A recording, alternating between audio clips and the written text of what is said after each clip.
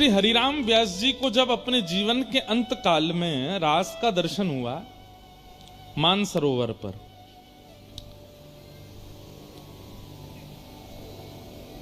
तो रास में एक लीला हुई कि ठाकुर जी और किशोरी जी में आपस में एक कंपटीशन हुआ। और कंपटीशन कैसा हुआ? हरिराम व्यास जी देख रहे हैं और किशोरी जी और ठाकुर जी कह रहे हैं चलो अब दोनों में होड़ होएगी कौन बढ़िया नृत्य करके दिखाएगा।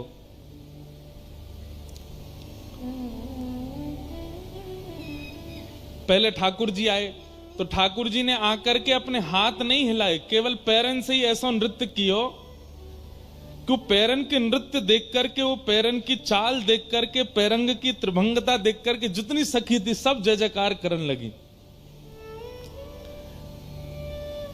ठाकुर जी ने नृत्य किया, अब बोले किशोरी जी अब आप करो।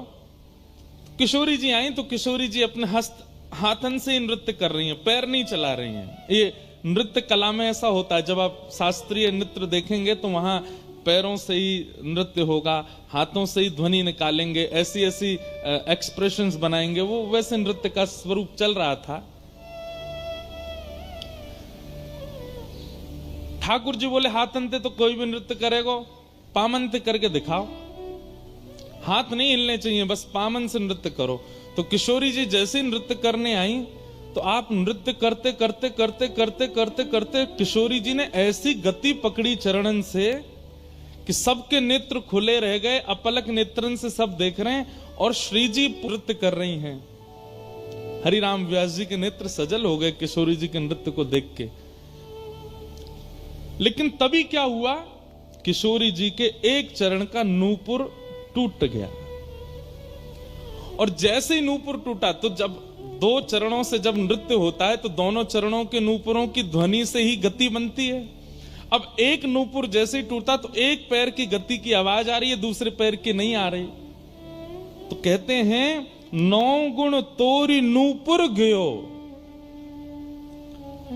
हरिराम व्यास जी ने कितनी द्रुत गति, ये बताने का विषय नहीं है, ये तो आपको सोचना पड़ेगा, ये तो आपको अनुभव करना पड़ेगा।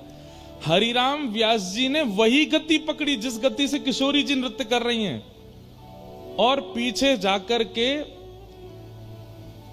अपने जनेऊ को, ब्राह्मण जनेऊ पहनते हैं ना, जनेऊ को पकड़ करके तोड़ा और तोड़ करके किशोरी जी के नूपुर को, नृत्य करती हुई किशोरी जी के पीछे चलते चलते ही उस नूपुर में अपना जनेऊ पिरो करके बांध करके किशोरी जी के पैर में बांध दिया। नृत्य रुकने नहीं दिया किशोरी जी का। 9 गुण तोरी नूपुर गयो महत सभा मधिरास के।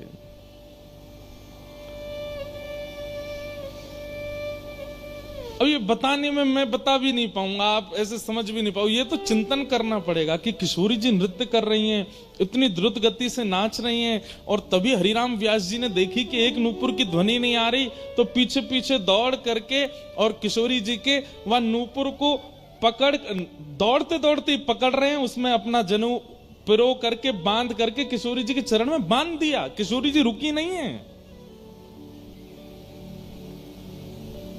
और वह जो प्रतियोगिता चल रही थी उसमें किशोरी जी की विजय हो गई, किशोरी जी जीत गए। वो तो आज तक निकुंज में ऐसी कोई प्रतियोगिता हुई नहीं जिसमें ठाकुर जी जीते हों, सब में श्री जी जीतती हैं।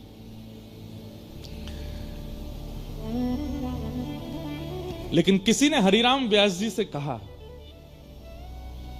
बोले 3 धागे का ये जो जनेऊ होता है ये इतना पवित्र माना जाता है कि अगर व्यक्ति शौच आदि के लिए भी जाता है तो ब्राह्मण लोग इसको अपने कान पर अंटा बांधते हैं, नाभि से ऊपर रखते हैं कि कहीं अपवित्र ना हो जाए। इतनी पवित्रता का ध्यान रखते हैं कि महाराज अगर ये सूतक घर में आ जाते हैं, सोबर आ जाते हैं, तो जनेऊ बदलना पड़ता है। और जनेऊ बदलने के लिए पंचगव्य पीना पड़ता है, सूर्य की आराधना करनी पड़ती है, गायत्री उपासना करनी पड़ती, तब जाके जनेऊ सिद्ध होकर पुनः धारण होता है। इतनी महिमा वेद शास्त्रों में जनेऊ की कही गई और आपने जनेऊ तोड़ दिया। हरिराम व्यास जी का उत्तर सुनने लायक है। बोले भैया जनेऊ पहनवे तो कहा हो भाई ये बताओ। बोले पुण्य मिलते हैं। जनेऊ पहनने से क्या होता है? देव ऋण, ऋषि ऋण, पितृ ऋण, हमारे ऊपर 3 लोन चलते हैं। बहुत सावधानी से सुनिएगा। 3 लोन है हमारे ऊपर। पहला लोन चलता है हमारे ऊपर देवताओं का, इसलिए समय समय पर देवताओं को जाके हम प्रणाम करते हैं कि उनकी कृपा से हम जी रहे हैं। ये लोन है उनका हमारे ऊपर, इसलिए कभी कभी मंदिर जाके उनको वंदन करना चाहिए। देव ऋण। दूसरा है पितृ ऋण। पितृ ऋण मतलब हमारे दादा, नाना, परदादा, जिस कुल में हम जन्मे, तो जब श्राद्ध पक्ष आता है तो हम उनके निमित्त भोजन कराते हैं आदि आदि, वो पितृ ऋण है। उन लोगों का ऋण है हमारे ऊपर, वो नहीं होते तो हमारा खानदान क्या होता, कुल क्या होता, गोत्र क्या होता। देव ऋण, पितृ ऋण, और तीसरा है ऋषि ऋण। हम सबके गोत्र हैं, कोई भरद्वाज है, कोई गौतम है, कोई अन्य अन्य, सबके गोत्र हैं। इसका मतलब हम उन ऋषि की परंपरा में हैं। ऋषियों के नाम से ही गोत्र होता है, गोत्र कोई अलग नहीं हो सकता। तो उन ऋषियों का ऋण चल रहा है हमारे ऊपर, तो इसलिए देव ऋण, पितृ ऋण और ऋषि ऋण, ये तीनों ऋण हमारे कम होते हैं अगर हम जनेऊ पहन करके पाठ पूजा आदि करते हैं, तो धीरे धीरे घटने लग जाते हैं।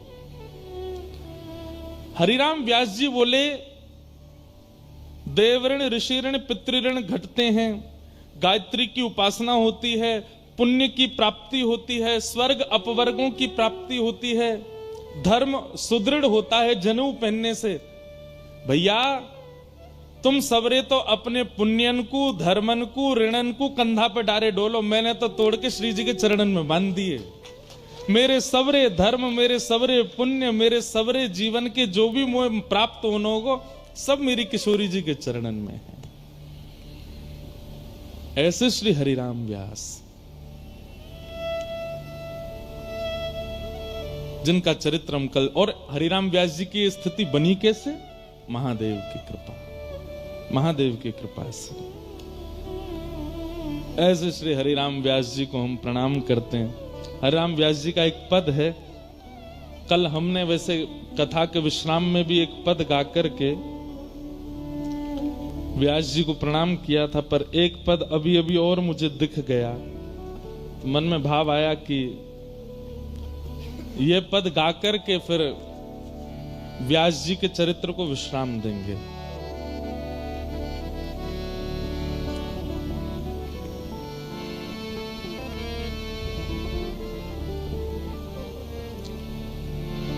वृंदावन की सेवा मीठी, वृंदावन की सेवा मीठी, वृंदावन की सेवा मीठी, वृंदावन की सेवा मीठी, वृंदावन की सेवा मीठी, वृंदावन की सेवा।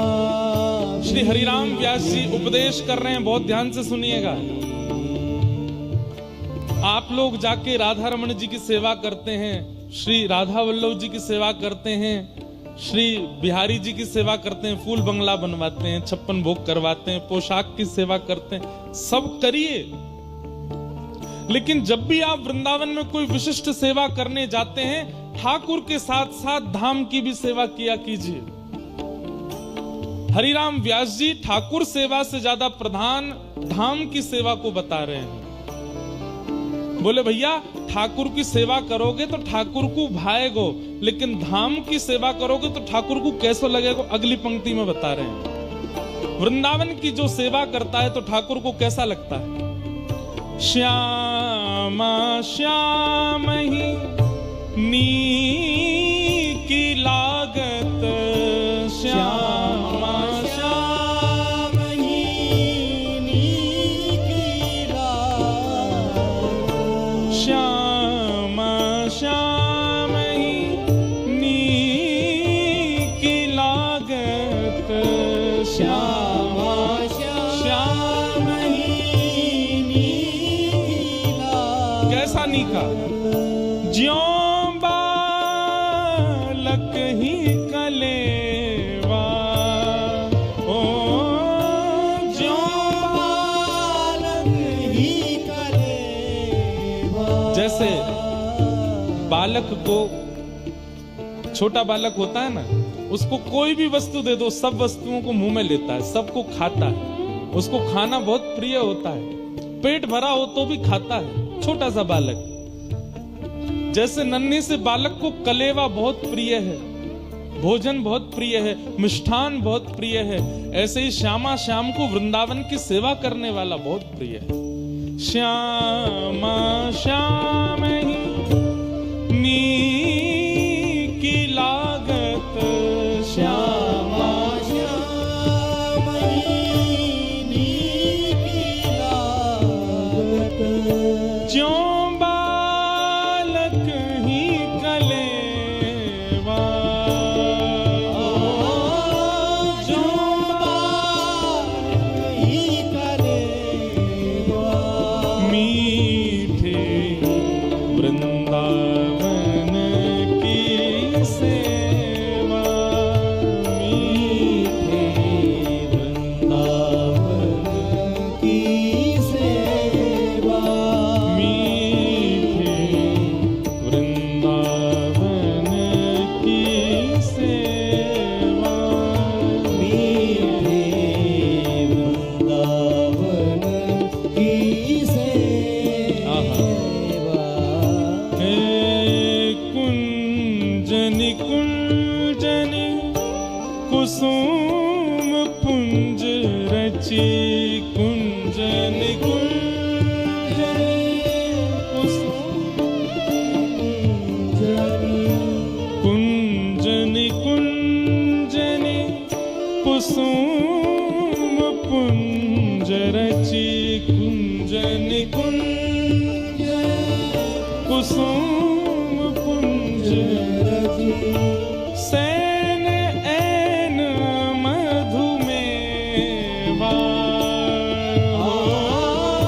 सैन मधुमेवा। हे मणि कंचन भाजन भरि सोभे, मन कंचन भाजन सोभे, अंग धूप को खेवा, अंग धूप को खेवा। मीठे वृंदावन की सेवा, मीठे वृंदावन की सेवा। बंधुओं, घर में यदि ठाकुर जी विराजते हैं तो एक बात याद रखिए कि उनकी सेवा के लिए और उनके विहार के लिए भले ही छोटे स्थान में ही सही एक कुंज बनाओ, कुछ गमले रखो, उनमें पुष्प की सेवा करो, उनमें सुंदर सुंदर पौधे लगाओ, सुंदर एक निकुंज बेल जैसी होनी चाहिए घर में। अगर ठाकुर जी विराजते हैं तो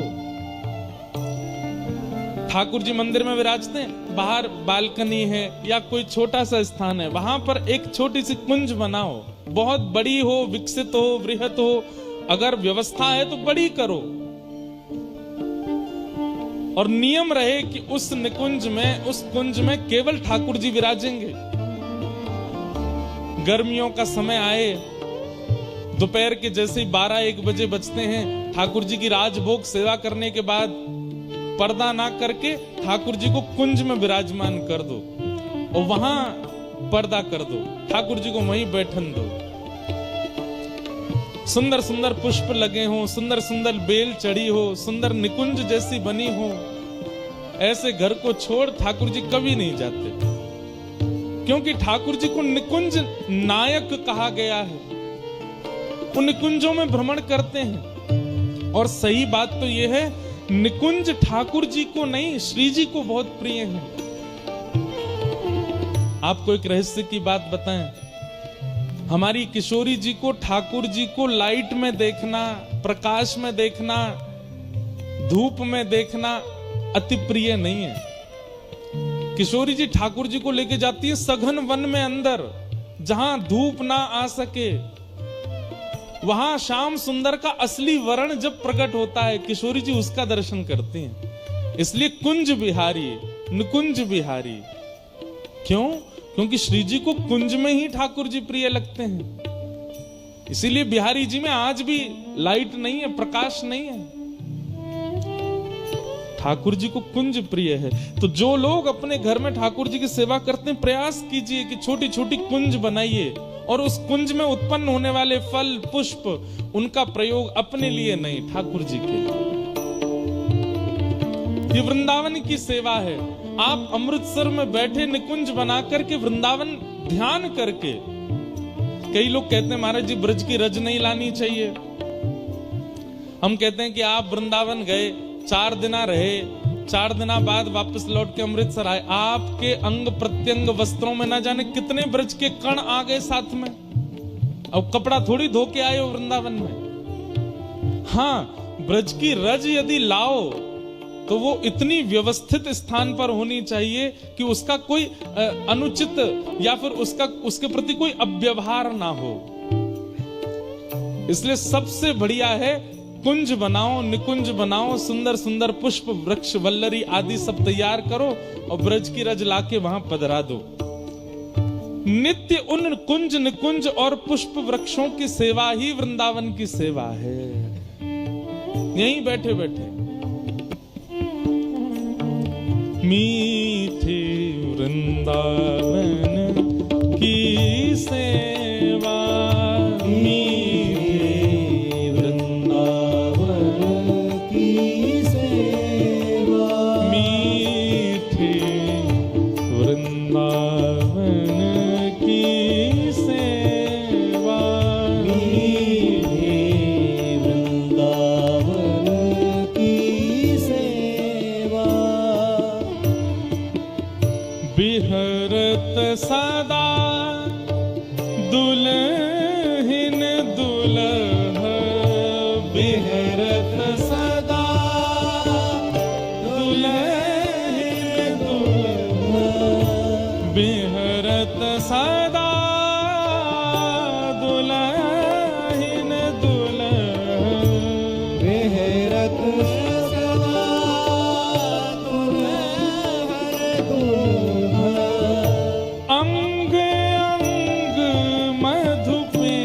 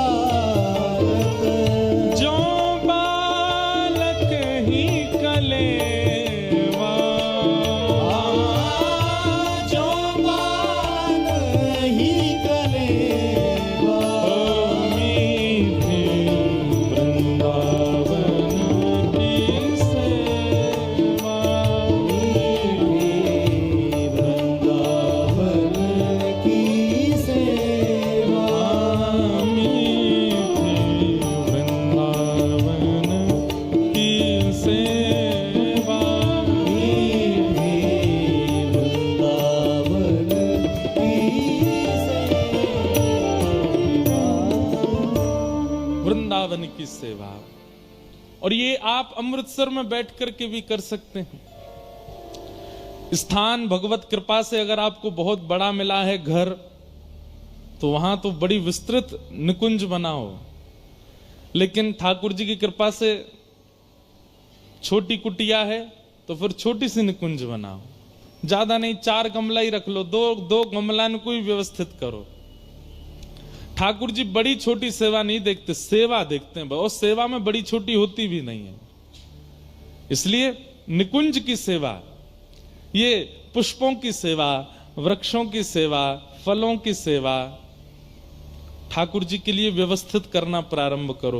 तो ठाकुर सेवा तो केवल ठाकुर सेवा है, लेकिन इस प्रकार से पुष्प वृक्ष वल्लरियों की सेवा, ये निकुंज वृंदावन की सेवा है, और ये ठाकुर जी को बहुत प्रिय लगती है। हमने एक बात कही है, भैया आप तिलक लगाते हैं, कंठी पहनते हैं, एकादशी व्रत करते हैं, मतलब आप वैष्णव हो, लेकिन आप पर्यावरण से मित्र नहीं हैं, पर्यावरण से प्रेम नहीं है आपको, तो आपकी वैष्णवता से ठाकुर जी प्रसन्न नहीं है। ठाकुर जी को पर्यावरण बहुत प्रिय है। हमारे वृंदावन का पर्यावरण नष्ट होता जा रहा है, इसलिए कम से कम अपने घर के ठाकुर का पर्यावरण, उनके लिए सुंदर कुंज हो, निकुंज हो, मिट्टी हो, ठाकुर जी को कभी कभी वहां आनंद कराओ। वही बात श्री हरिराम व्यास जी कह रहे हैं, ठाकुर जी को नी की लागत, वो मीठी लगती है। ऐसे श्री हरिराम व्यास जी को हम प्रणाम करते हैं। आज जिन भक्त का चरित्र हम सुनने वाले हैं, वे हैं भक्त भूप श्री रत्नावती जी, रानी रत्नावती।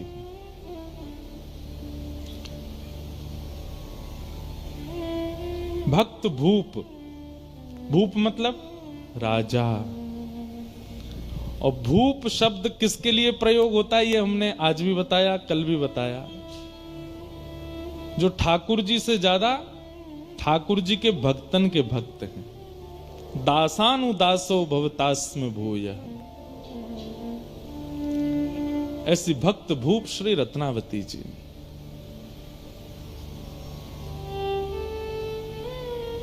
भैया हरि की सेवा करोगे तो हरि तो वैकुंठ देत, हरि तो वैकुंठ देंगे, पर हरिजनों की सेवा करोगे तो हरिजन तो हरि ही देत।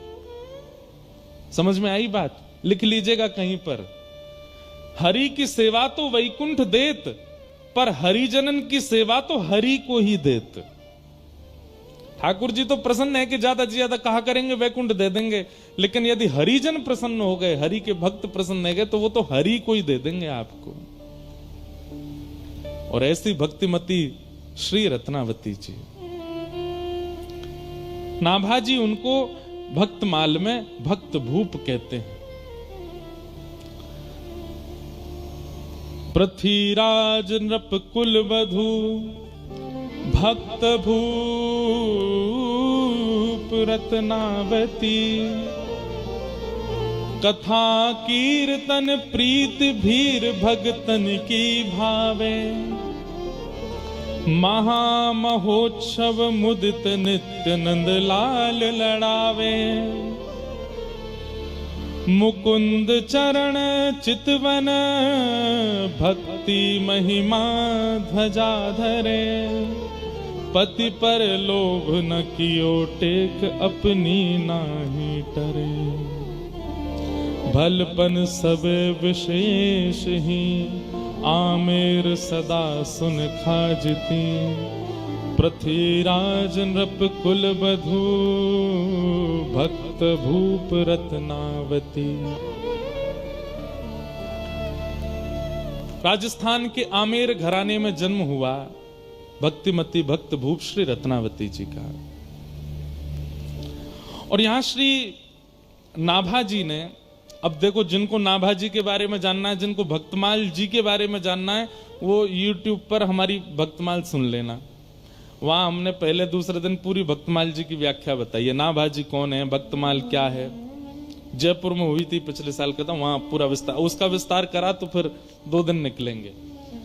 श्री नाभाजी ने उन भक्तों के चरित्र गाए हैं भक्तमाल में, जिन जिन भक्तों के चरित्र उनके नेत्रों के आगे आते रहे, नेत्र बंद करके बैठ गए थे। जो भक्त सामने से आता दिखता उसका चरित्र लिख देते नाभा जी।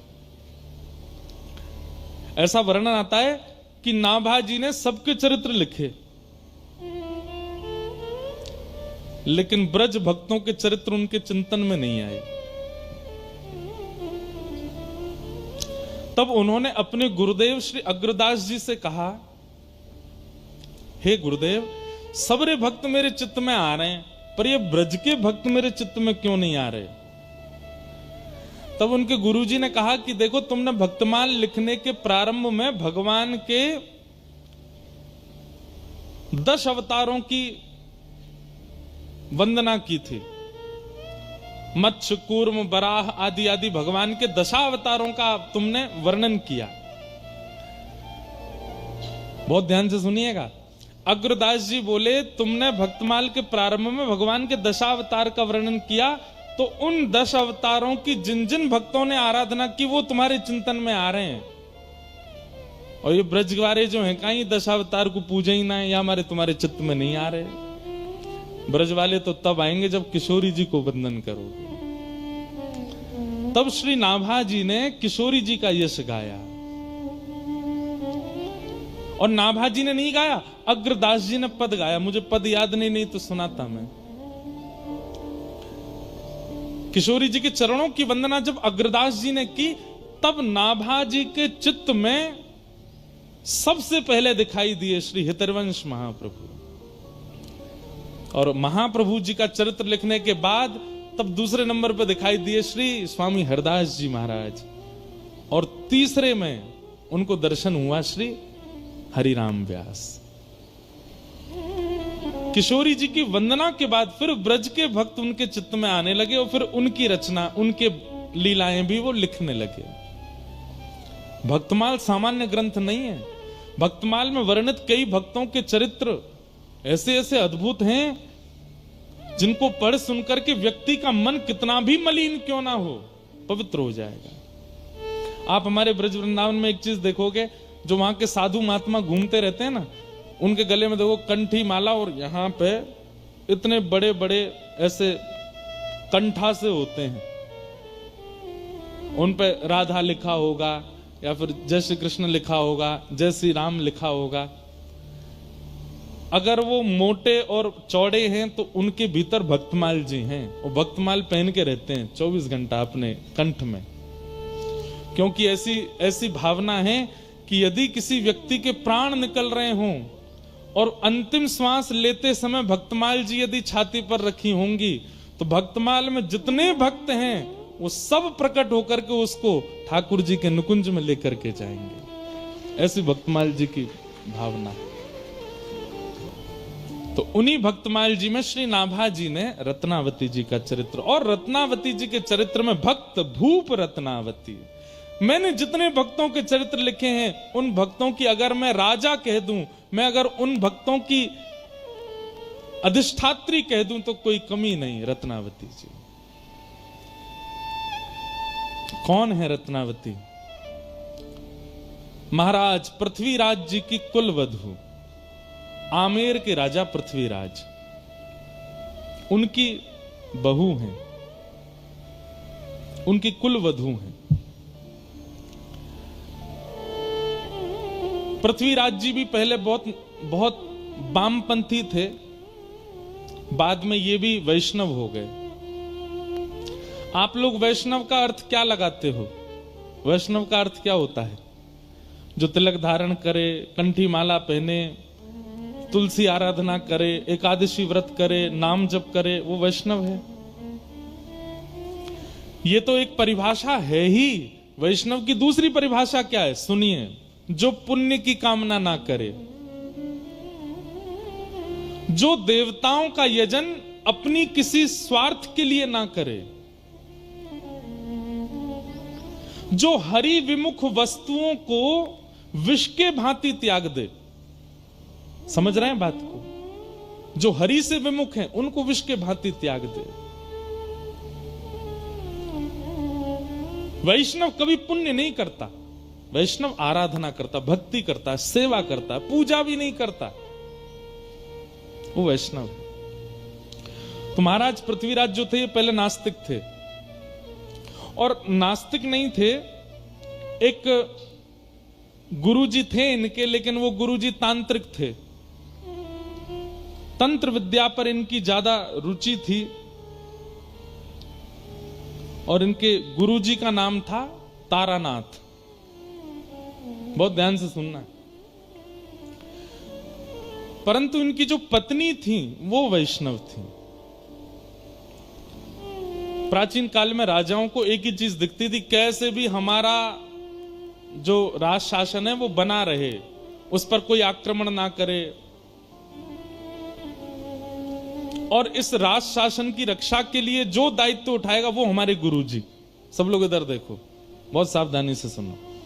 मतलब गुरु भी स्वार्थ से ही बनाते थे। तो पृथ्वीराज राजा ने तारानाथ जी को अपना गुरु बनाया, लेकिन उनकी पत्नी वो वैष्णव थी। उनके गुरुजी थे कृष्णदास पेहारी जी। ठीक है, पति पत्नी के गुरु अलग होना ये इसमें कोई दोष नहीं है। अगर पत्नी हरिदासी है और पतिदेव रामानंदी हैं, या पतिदेव गौड़िया वैष्णव हैं और पत्नी जो है वो हरिवंशी है, कोई दिक्कत नहीं है। दोनों वैष्णव हैं तो अच्छा है। लेकिन दिक्कत हो जाती है जब एक वैष्णव है और दूसरा जो है वो वैष्णव नहीं है, दूसरा या तो नास्तिक है या किसी और पथ का है, तो बहुत दिक्कत होता है निर्वहन करना। इसलिए हम निवेदन करते हैं कि भाई अभी जितने युवा हैं, अगर तुम वैष्णव हो तो भाई घर वालों से ये कह दो, पैसा वाला हो, सुंदर हो, धनवान हो, पढ़ा लिखा हो, ये सब बात की बात, वैष्णव हो। वैष्णव साथ रहें तो ज्यादा अच्छा है। तो पत्नी तो थी वैष्णव, लेकिन श्री पृथ्वीराज जी महाराज जो थे वो तांत्रिक गुरु जी के चेला थे। कभी बलि चढ़वाते थे उनसे, कभी आधी रात बुलवा करके भिन्न भिन्न प्रकार के हवन करवाते थे, कभी कुछ करवाते, कभी कुछ करवाते। और पृथ्वीराज का तांत्रिक विद्या से राज शासन बचा भी हुआ था। उसको और विश्वास हो गया अपने गुरुजी में। अपने गुरुजी से रोज कहते थे, गुरुजी आप मेरे घर कभी प्रसाद पाने आओ। तो तारानाथ कहते, तुम्हारी पत्नी जो है ना वो वैष्णव है, और वैष्णवों का हाथ का खाने से हमारी जो विद्या है वो नष्ट हो जाती है, इसलिए तुम्हारे घर का भोजन मैं नहीं करूंगा। पहले अपनी पत्नी से कहो मुझसे दीक्षा लेवे, मेरी चेली बने, तब मैं आऊंगा घर पे। अब तो घर में पहले कोई विवाद नहीं था, लेकिन अब विवाद होने लगा। क्यों? पृथ्वीराज जी आते और अपनी पत्नी से रोज लड़ते, तुम्हारी वजह से गुरु जी घर नहीं आ रहे हैं, तुम वैष्णव हो, तुम ठाकुर जी की सेवा करती हो, तुम्हारे गुरु जी कृष्णदास पेहारी जी इसलिए गुरु जी नहीं आते, तुम्हारी वजह से हमारा घर जो है गुरु जी के चरणों से नहीं अंकित हो पाया। अब पत्नी कहे मुझे आपके गुरु जी से कोई दिक्कत नहीं, आप किन्हीं को भी भजो, लेकिन अब मैं एक बार दीक्षा ग्रहण कर चुकी, मैं वैष्णव परंपरा में आ चुकी, मैं कैसे त्याग दूं?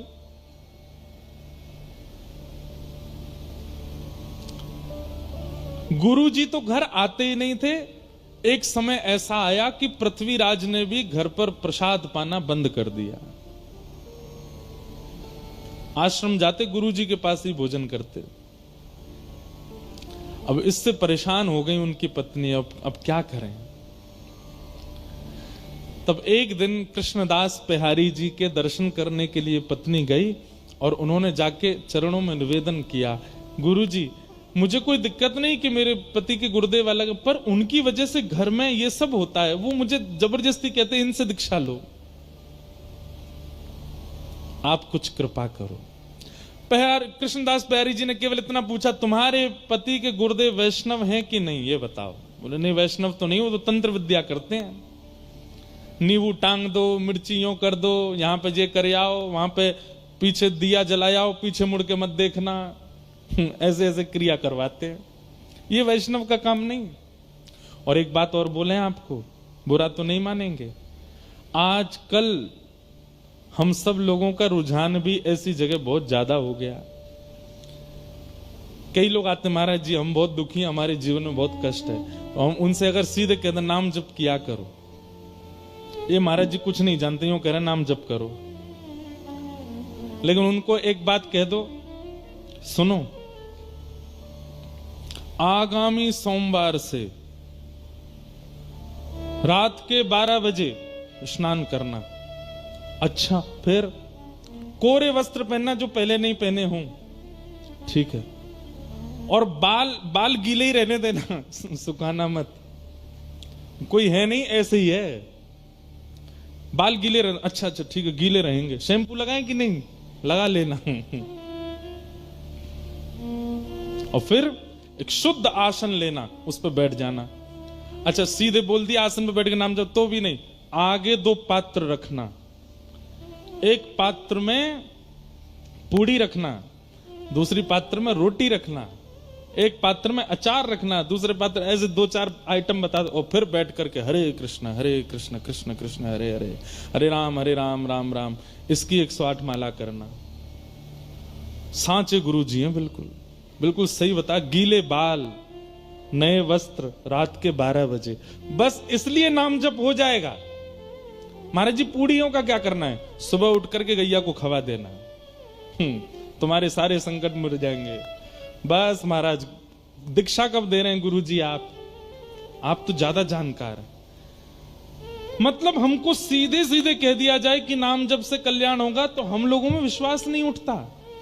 और वही बात यदि 4 जगह घुमा करके कुछ ऊट पटांग बातें बोल के कह दी जाए तो हम मान लेते हैं।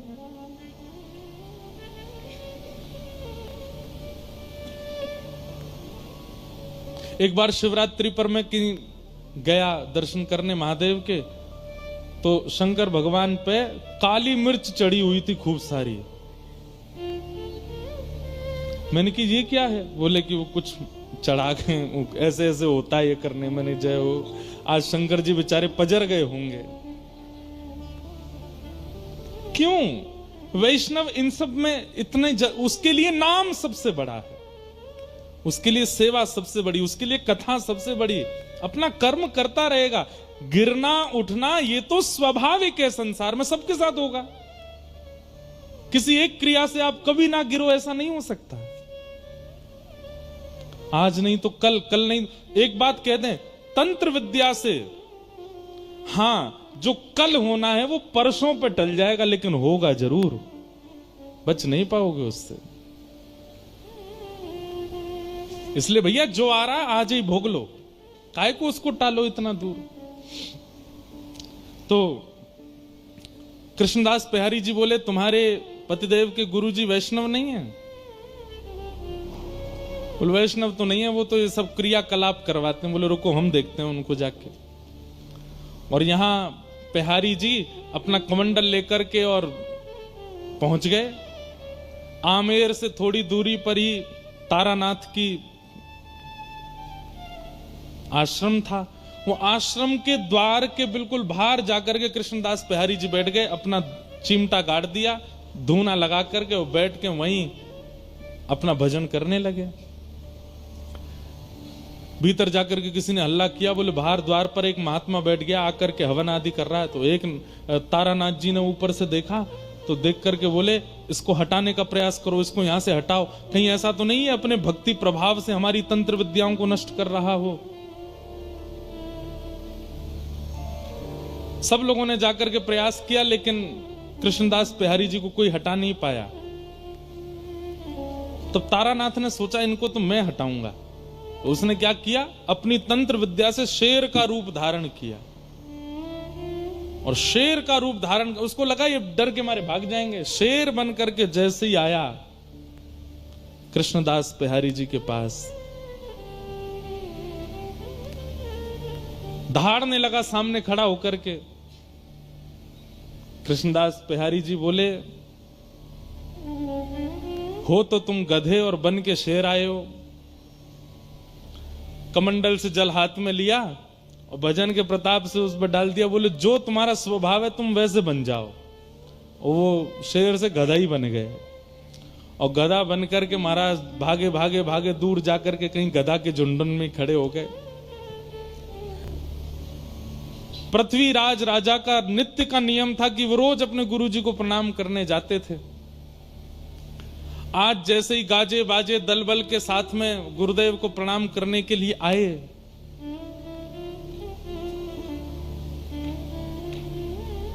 तभी पृथ्वीराज राजा ने देखा कि गुरुदेव के आश्रम के द्वार पर कोई महात्मा बैठा है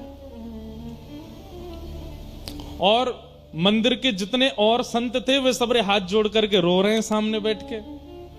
पृथ्वीराज अपने घोड़े से उतरे, बोले कि क्या हुआ और ये महात्मा कौन है, गुरुजी कहां हैं?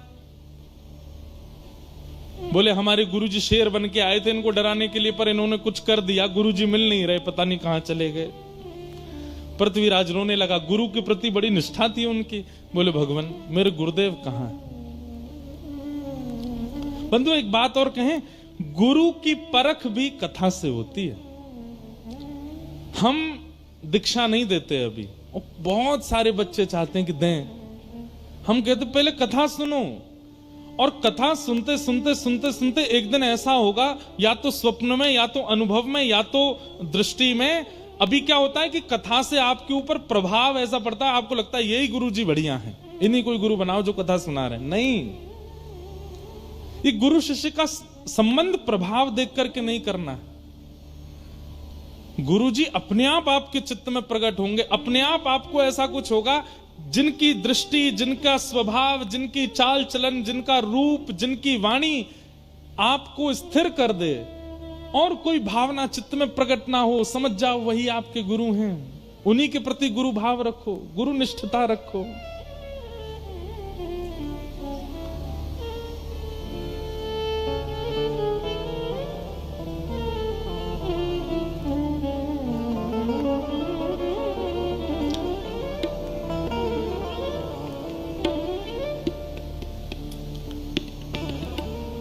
चरित्र, भगवत चरित्र और भक्त चरित्र, ये भी सामर्थ्य प्रदान करते हैं, दृष्टि प्रदान करते हैं, अनुभव प्रदान करते हैं, कौन गुरु कौन नहीं।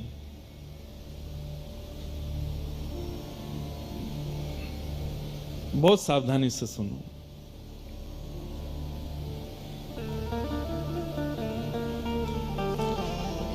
तो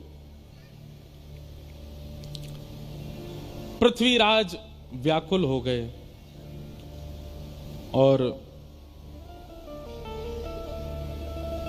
व्याकुल होकर के श्री कृष्णदास बिहारी जी से पूछने लगे कि महाराज मेरे गुरुजी कहां हैं, ये बताओ।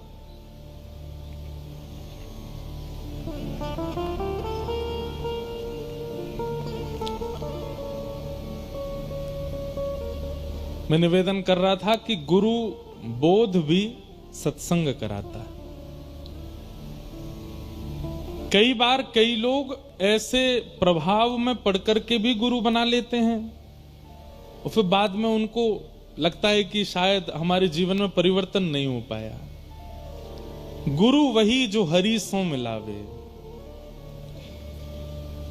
गुरु वही जो भक्ति मार्ग दिखावे, गुरु वही जो वृंदा विपिन बसा दे, जो वृंदावन बसा दे, सब छुड़वा दे, तो वृंदावन ही प्रिय लगने लग जाए, वही गुरु है। गुरु वो नहीं जो अपनी आराधना प्रधान रखे। कई लोगों के वचन ऐसे होते हैं कि उनके वचनामृत सुन के वो प्रिय लगने लगते हैं, पर वचनामृत वो श्रेष्ठ जिनके वचनामृत से श्री कृष्ण प्रिय लगने लगे, जिनके वचनामृत से श्री जी प्रिय लगने लगे, वो वचन श्रेष्ठ। तो पृथ्वीराज गलत गुरु बना चुके हैं अपने जीवन में। आज पेहारी जी के सामने जाकर के बोले महाराज मेरे गुरु जी कहां हैं, मैं आपसे कुछ नहीं चाहता, अपने पूरे आमेर के किले को आपके चरणों में न्योछावर कर दूंगा, बस मेरे गुरुदेव का पता बता दीजिए वो कहां हैं।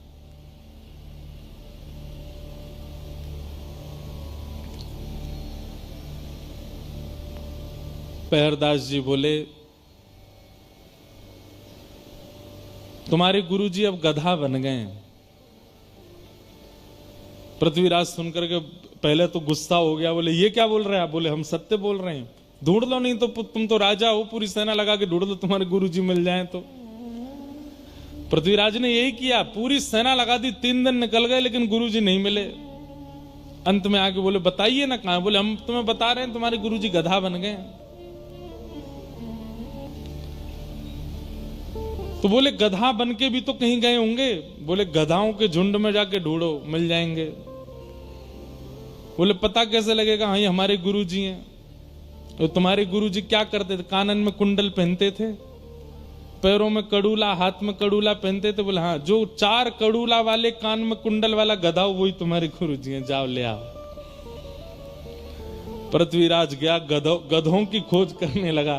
तभी एक दूर गधा बैठा था, नेत्रों से आंसू गिर रहे थे, उसके कानों में कुंडल थे, हाथों में कड़ूला। पृथ्वीराज गिर गया, जय हो गुरुदेव, मेरे गुरुदेव मिल गए। लेकर के बिहारी जी के पास आया। बोले ये आपने क्या कर दिया मेरे को? बोले देखो, हम तुम्हारी नेत्र खोलना चाहते हैं। ये तंत्र विद्या में पड़े हुए और दुनिया भर के इन सब कार्यों में पड़े हुए ये गुरु नहीं हो सकते हैं। गुरु वही जो हरि सो मिलावे। क्षमा कीजिए, एक तो आपकी भी गलती है, आपकी नहीं मतलब हम तो पूरी दुनिया को ही कह रहे हैं, गलती है कि हम गुरु से भी केवल अपनी जिज्ञासाएं ही क्यों पूछते हैं। हमारे घर में सब सुखी हो जाए, सब अच्छा हो जाए, यही याचना क्यों करते हैं? कभी ये क्यों नहीं कहते कि चलिए भले ही हमारे घर में सब कलेश हैं, हमारे घर में सब व्यथित है, हमारे काम नहीं बनते, पर ये सब छोड़िए, ये बताइए हरि कब मिलेंगे, ठाकुर जी कब मिलेंगे?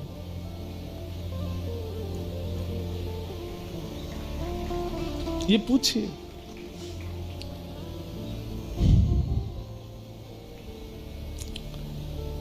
बिहारी जी ने कहा तुम्हारे गुरुजी तंत्र विद्या बहुत जानते थे, इनसे कह दो अपने आप अपने रूप में आ जाएं।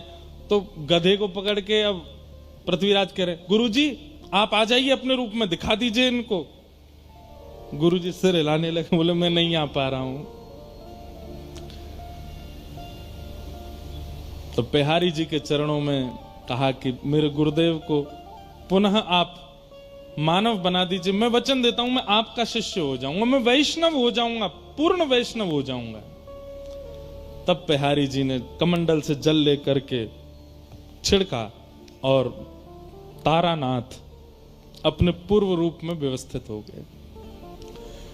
पृथ्वीराज जी तो क्या दीक्षा लेंगे, तारानाथ ने पहले दीक्षा ली कृष्णदास बिहारी जी से, और अपने जीवन के सारे जो उनके तंत्र आदि थे सब छोड़ दिए और जीवन भर फिर वैष्णव भाव से हरे कृष्ण कृष्ण नाम महामंत्र में ही रहे। और यह देख करके पृथ्वीराज राजा ने भी उनसे दीक्षा ली। अब घर में मानो जैसे ठाकुर जी किलोल करने लगे, क्योंकि पत्नी भी वैष्णव है और पृथ्वीराज भी वैष्णव है और श्री कृष्णदास बिहारी जी उनके गुरु हैं। पृथ्वीराज नृप कुल वधू भक्त भूप रत्नावती। ऐसे पृथ्वीराज जी की कुल वधू हुई कौन? भक्तमती, भक्त भूप रत्नावती, भक्तों की राजा श्री रत्नावती जी। रत्नावती जी का स्वभाव कैसा है? कथा कीर्तन प्रीत भीर भगतन की भावे। 2 प्रकार की भक्ति पद्धति होती हैं, एक तो होती है साधक पद्धति और एक होती है भक्त पद्धति। साधक पद्धति में आप जितना हो सके आपको एकांत में रहना पड़ेगा, ना लोगों से मिलिए, ना किसी के प्रसंग में जाइए, ना किसी को अपने पास बुलाइए, जितना हो सके एकांत में रह करके भक्ति मार्ग को चुनिए। ये साधक पद्धति है, एकांत वासा। और दूसरी पद्धति होती है भक्ति पद्धति जो हम लोग कर रहे हैं। भक्ति पद्धति में अकेले नहीं रहना है। इसमें क्या करना है? तो अकेले नहीं रहना, तो कैसी भीड़ में रहना है? बोले हरि नाम गाने वाले, हरि स्मरण करने वाले, हरि तिलक लगाने वाले, हरि जी को भजने वाले ऐसे चारों ओर इर्द गिर्द वैष्णव बैठे हो, बीच में हम रहें, ऐसों के बीच रहना। कथा कीर्तन प्रीत भीर भगतन की भावे।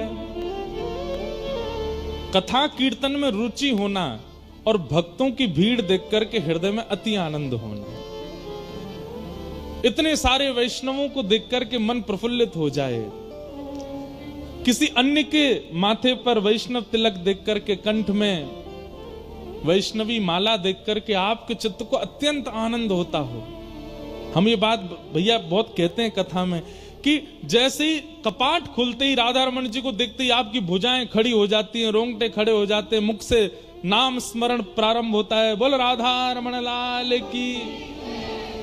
ऐसे ही राह चलते भाई कोई भक्त को देख करके रेलवे स्टेशन, बस स्टैंड पर या एयरपोर्ट पर कोई वैष्णव देखा और कोई लज्जा ना करी, तुरंत बोले महाराज श्री राधा वल्लभ लाल की। उसके तिलक स्वरूप को देख करके आप इतने प्रसन्न हो गए। समझो अब आप ठाकुर जी के मिलन के बहुत समीप आ चुके हो, क्योंकि जो सुख आपको ठाकुर को देखने में प्राप्त होता है वही सुख आपको वैष्णव भेषधारी को देखने में प्राप्त होता है। जैसे दिल्ली से अमृतसर आने पर माइलस्टोन आते हैं, Amritsar 150 kilometre, Amritsar 50 kilometre, Amritsar 10 kilometre. जैसे जैसे किलोमीटरों के साइन बोर्ड आते हैं राहत मिलती है। ठीक वैसे ही भक्ति पथ पर यह एक साइन बोर्ड है कि एक अन्य वैष्णव को देख करके आपके चित्त को बहुत शीतलता मिलती है, बहुत आनंद मिलता है। हमारे अष्ट सखा गाते हैं, गिरधर जब अपनों कर जाने, गिरधर जब अपनों कर जाने। ठाकुर जी ने आपको अपना लिया है, ये कब जानो? इस पद में बताया, गिरधर जब अपनों कर जाने, गिरधर जब अपनों कर जाने।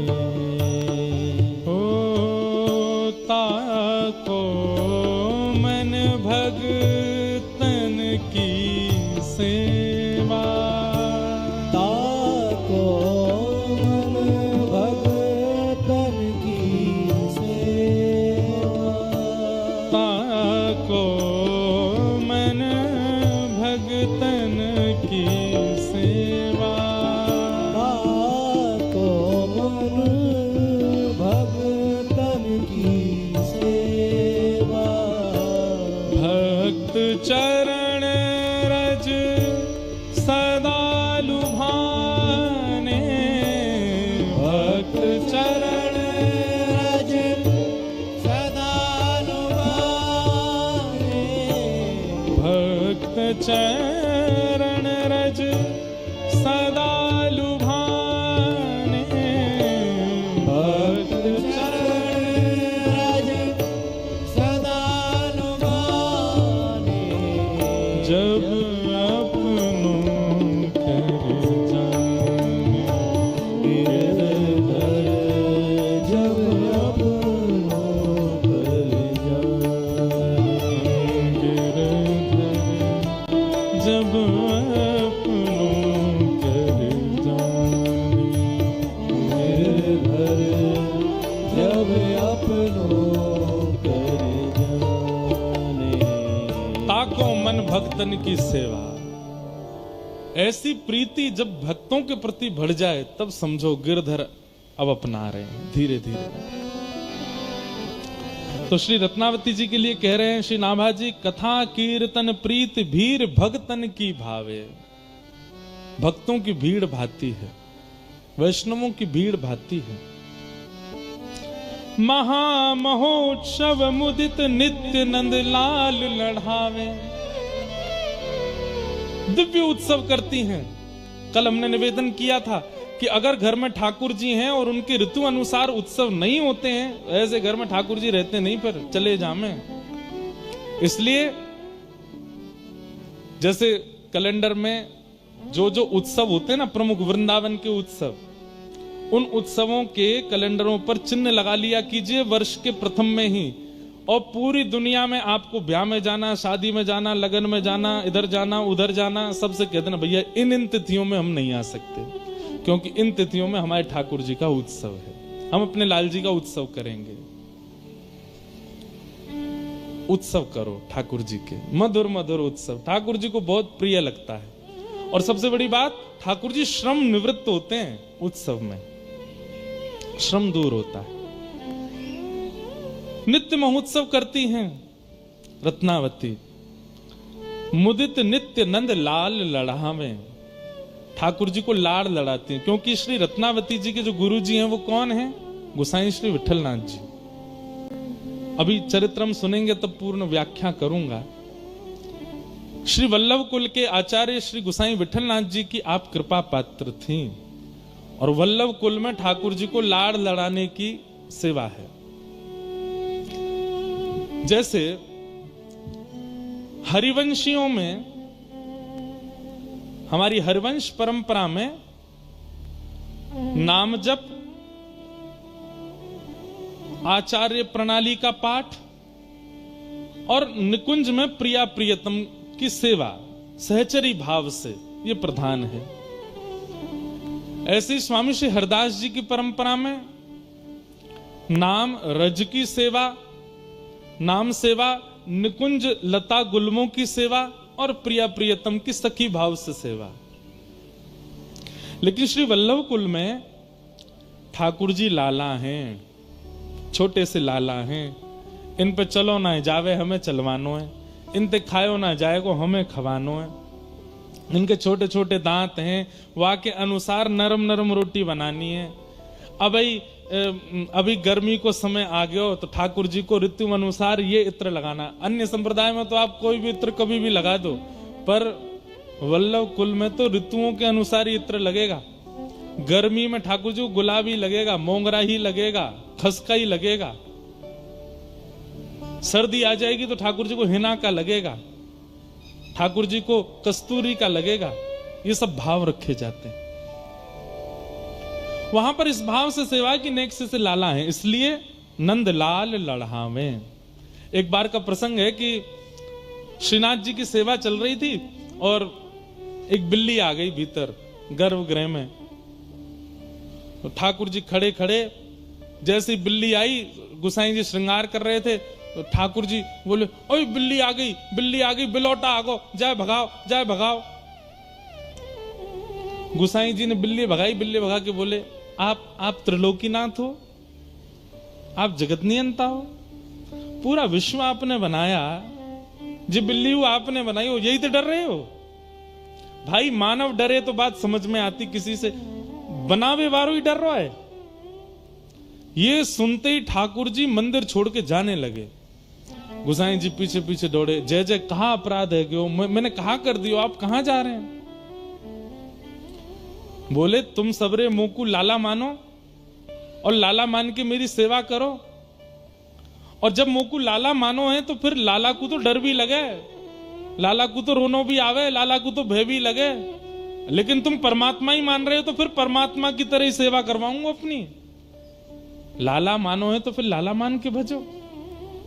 वल्लभ कुल में ठाकुर जी को लाला मानते। जन्माष्टमी के दिन बाकी जगह तो नाचेंगे गाएंगे, पर वल्लभ कुल में ऐसे झुंझुना दिखाते हैं ठाकुर जी को। ठाकुर जी के आगे फिर के नहीं घुमाते हैं, ठाकुर जी के आगे गेंद उछालते हैं। क्यों? छोटे से लाला है, ये भाव।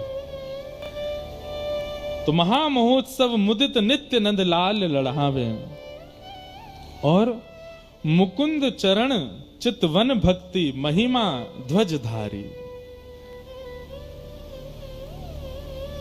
रत्नावती जी के लिए कहा गया कि बोले कैसी भक्ति है इनकी, बोले ध्वजधारी।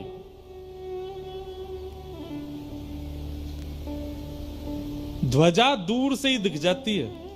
मतलब एक तो होता है किसी की भक्ति उसके समीप जाकर के पता चली या उसको देख करके पता चली, पर रत्नावती जी की भक्ति तो दूर से ही अनुभव हो जाती थी। जब से रत्नावती जी का आगमन हुआ तब से आमेर के सीमा में प्रवेश करते ही लोगों को भक्ति भावना उत्पन्न होने लग जाती है। ऐसी रत्नावती जी की, इसीलिए उनको ध्वजाधारी कहा। पति पर लोभ न कियो, टेक अपनी नहीं टारी। पति इनके विमुख थे, पति नहीं चाहते थे माधो सिंह जी कि ये भक्ति